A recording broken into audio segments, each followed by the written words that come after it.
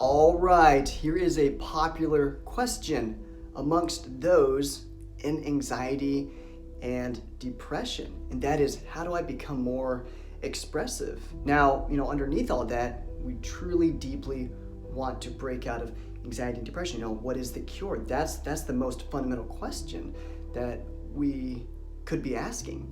But aside from that is that fantasy of, how do I become that charismatic person? Now, whether or not we entertain that thought is dependent on how drained we are of energy inside that anxiety and depression, taking us away from that thought. But it's still there. It's still there deep down inside. We still desire to be that expressive person. It just becomes drowned and lost and grounded, and just all this darkness around it. And that darkness is what we can feel, which is anxiety and depression. And I totally get it. I was there. My father passed away when I was 14, and I felt so alone, so lost. I withdrew myself from people. I didn't want to connect with people. If they're just gonna leave me, when I was 6 years old, my dad got a divorce from my mom. And so at an early age, I already experienced loss of love. And that spiraled me down into deep anxiety and depression, which affected me all the way to about halfway through college. So I totally get it. And there's a way out. We can turn that around. There is light at the end of the tunnel. And there is a sure way to become more expressive. Now, expressiveness, just like confidence, is a skill. They feed off each other. And I will be introducing some key exercises to build that expressiveness. Now, the first drill, this one is awesome. I absolutely love it.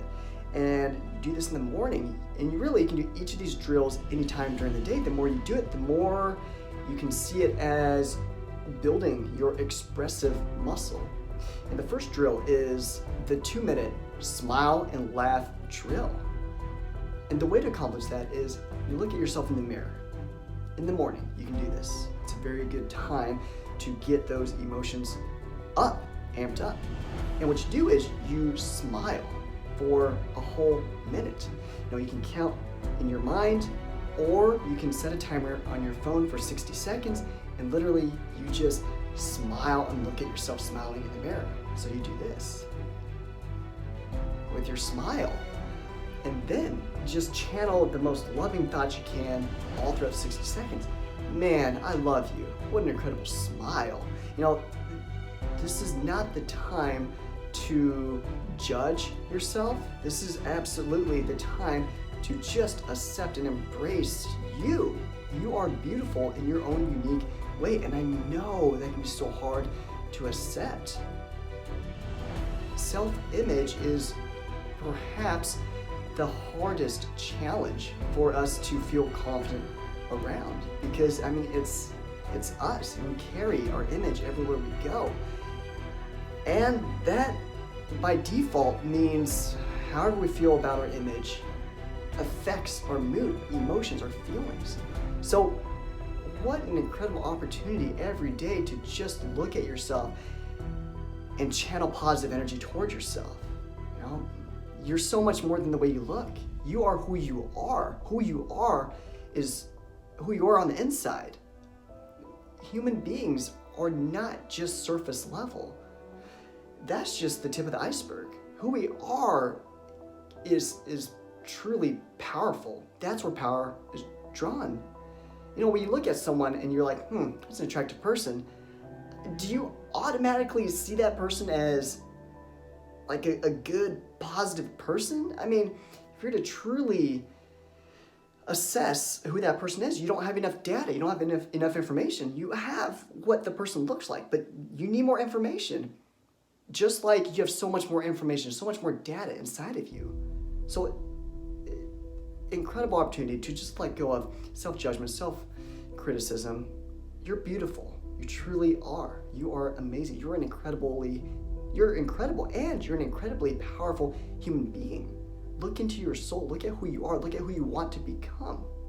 So I kind of digressed a little bit, but it's important to note that, because when we smile, we can judge it, and that can take away the benefit of this drill. So after you smile and accept yourself for a whole minute, then you go into laughter. Even if you don't feel like giggling or laughing, just let it out for a minute and see if that does not put you in a better mood, more positive mood, and see if that does not help you to laugh more throughout the day. If you want to be more expressive, you gotta smile and laugh more.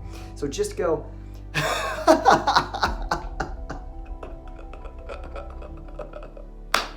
even like, clap, what do you do when you're just like losing control and you're just laughing and just having the best time of your life? You're just,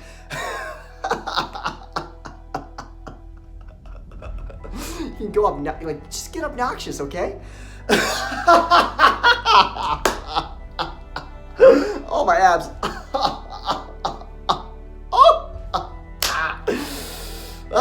Just let it all out. What's the alternative? When we're stuck in anxiety and depression, we're afraid to laugh. I don't know. What if people judge the way we laugh? What if we look weird? What if we feel embarrassed or awkward? We don't like our smile. We don't want people to look at our smile. We don't want people to hear our laugh. Maybe we judge our laugh. But if you want to be more expressive, you gotta embrace and accept your laughter. And that's why I wanted to explain this drill up front, because that's really the most important element of being more expressive. Think about it. Take away smiling, take away laughter, there's no more room for expressiveness. Just this bland blob. And it's important for me to just highlight that, because the truth, awareness breeds change. So what an incredibly powerful drill. And the more you do it, the more you begin to flip out of depression, anxiety into becoming expressive and engaging and feeling just great and amazing about yourself. So there's that one. Now let's get into, let's fine tune it. So that's the foundation. Now we want to fine tune it. And the next drill is the yelling drill. Yelling drill. And the importance of that is, if we want to be more expressive, then we need to turn up the volume of our voice. Imagine being in your anxiety and depression and trying to show up in conversations, trying to speak up. It's challenging, isn't it? Because we tend to hold back and tend to be very quiet because we don't want attention. What happens when people give us attention? Well, there's room for criticism, room for judgment, and deep down, room for us to not like how we came across, and then we judge ourselves and we're attacking ourselves. So it's important to turn up the volume of your voice. In the yelling drill, all you have to, you can pick whatever phrase you want, just some affirmation. The easiest way to do is just call it what it is and just say, I am expressive. Find some private location to just yell. And one of the best places to do that is in your car. If you're by yourself, just go, I am expressive. And what you can do is you can throw in some power moves too. I like to throw a gesture and hit it against my chest. You can hit it on your shoulders, for females. And you can even just throw your fist in the air, just punch the ceiling. I am expressive, I am expressive, I am expressive, I am expressive, I am expressive, I am expressive, I am expressive, I am expressive, I am expressive. Just get loud. And what that's conditioning you to do is turn up the volume of your voice. Of course, you're not gonna be yelling everywhere you go, but you gotta introduce another element to turn up the volume of your voice. And when you yell, you really get to experience the magnitude, how loud you become. And then as you go throughout the day, it'll naturally settle into a good optimal balance of the optimal range of your voice to have. So you get what I'm saying. You gotta flex it, gotta flex the volume muscle to turn the volume up. So there's that one.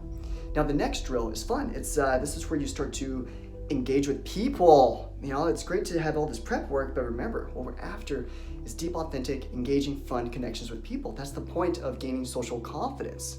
And so I'm all about social confidence for your life. Means turning up your confidence so that it can enhance your life. And enhancing your life involves deepening connections with people.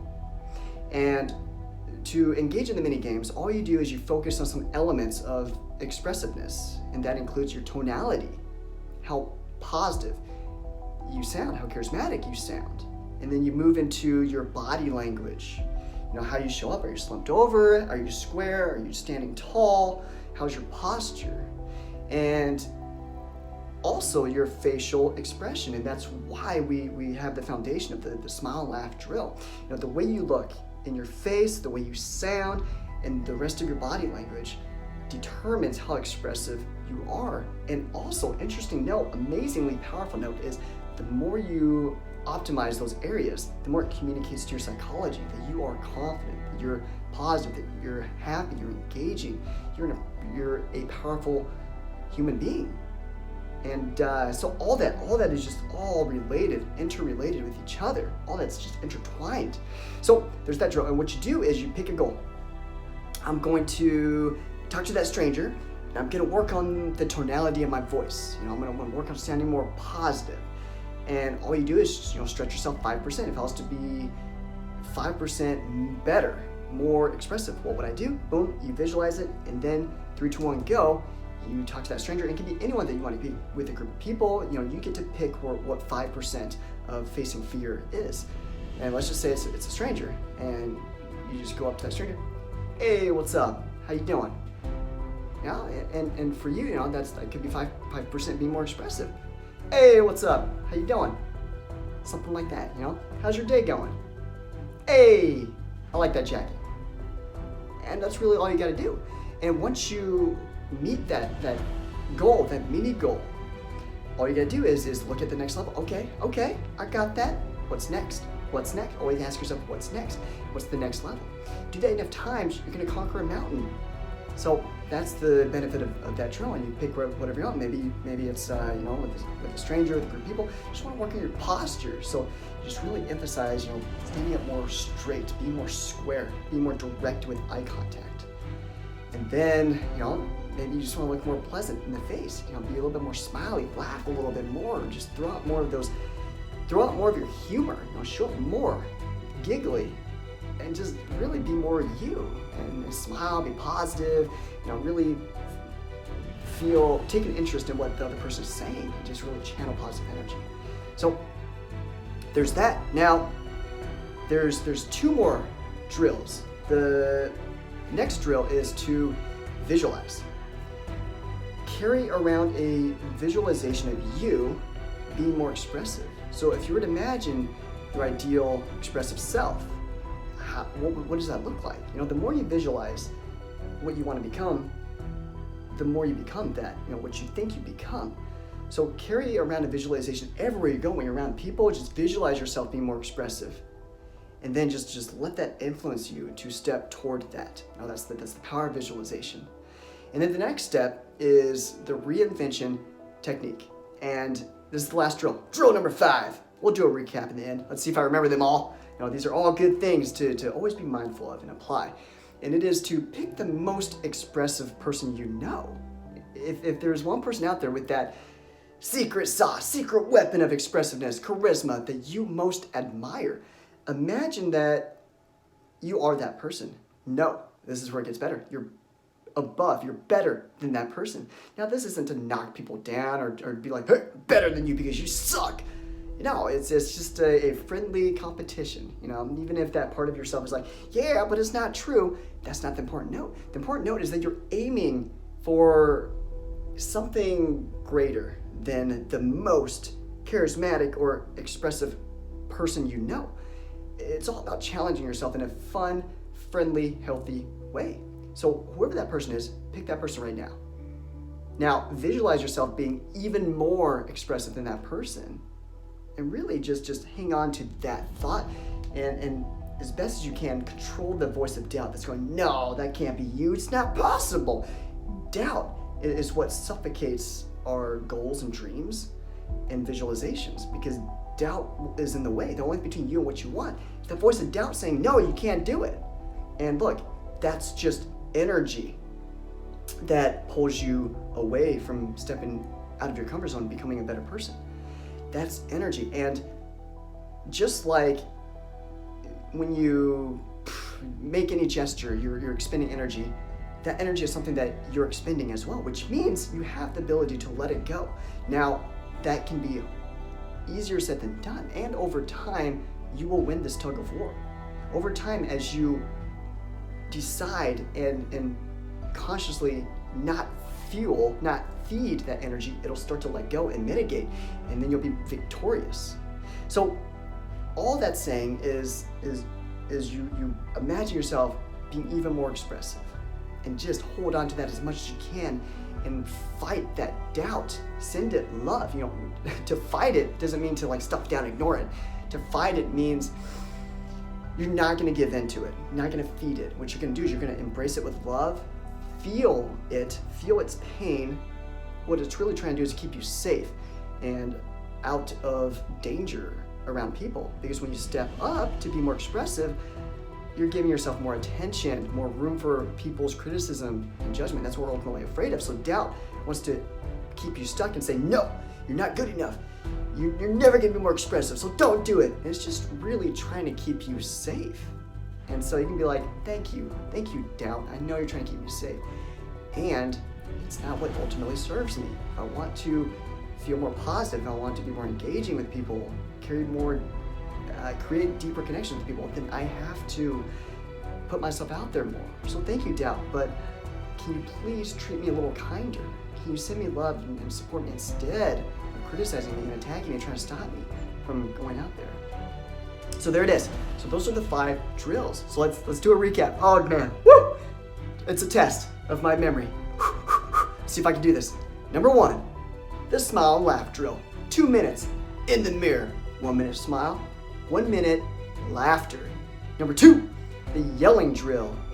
Just pick an expression, positive affirmation. What's easiest is I am expressive. Just find some private location to do that. And really, if you're judging yourself like, oh no, people can hear me, just do an intensely loud whisper. I'm expressive. I'm expressive. You can do this in the restroom, if no one's there, or find a room somewhere. I'm expressive. I'm expressive. And if you actually cannot find any privacy, then just say it in your mind really loud, and just say it over and over and over again. Just hear yourself in your mind yelling. And then, so that's number 2. Number 3, drill number 3, the mini games. Tonality, facial expression, body language. Just pick a mini goal and go meet it out there. Talk to strangers, groups of people you know, whatever. Just push yourself. Work on those 3 modes of expressiveness: tonality, facial expression, body language. I got this. 2 more drills. And then the visualization drill. Visualize your ideal expressive self. And really, drill number 5 kind of helps you visualize that number 4. Sometimes it's hard to even imagine, what does that even look like? Well, then drill number 5 is find the most expressive and charismatic person you know, and imagine yourself being better than that person. And this isn't to be negative about that person. This isn't like, oh, you suck, like I mentioned. This is more like, man, you are incredible, and you inspire me to aim higher. And that's what that's all about. It's just friendly competition, and play with that. You'll find that it can propel you in a positive way. And on top of all that, remember, the voice of doubt will suffocate you. So it's going to the gym. You will feel doubt. You will want to resist change. It's natural. In order to grow, in order to step up and be more you have to struggle a little bit. You got to feel this tug of war of trying to keep you safe, and just see it as a part of you that is just trying to keep you away from danger and harm and hurt. And while that looks good, it doesn't ultimately serve you, because it keeps you stuck in your comfort zone. If you want to grow, you have to stand up to those voices. You have to be stronger. You have to be the captain of your ship, the master of your destiny. You decide where you go. You decide the direction of your life. So don't give in to those voices. And if you do, that's okay. Don't hurt yourself for giving in. And then intend on getting back on track. We're not perfect. We're going to fall down. We're going to mess up. We're going to make mistakes here and there. We're going to let doubt win sometimes. And what's important is that you pick yourself back up and you keep going. So, man, I could just rant on forever on this, because this is such important stuff that we are discussing here. I'm so glad that you are tuned into this lesson. And as always, apply this immediately. Immediate action. Don't let this just be another educational resource. Apply this in your life immediately. Make today the day you take a stand and become more you every day henceforth. And of course, as always, get my free ebook if you haven't gotten it yet. It's called 5 Steps to Break the Anxiety Barrier. Free ebook. It'll get you the most optimal foundation from which to grow your skyscraper of confidence. And until we speak again, you were born to be real, not to be perfect. So go out there and be who you are. Be more expressive. Let's go.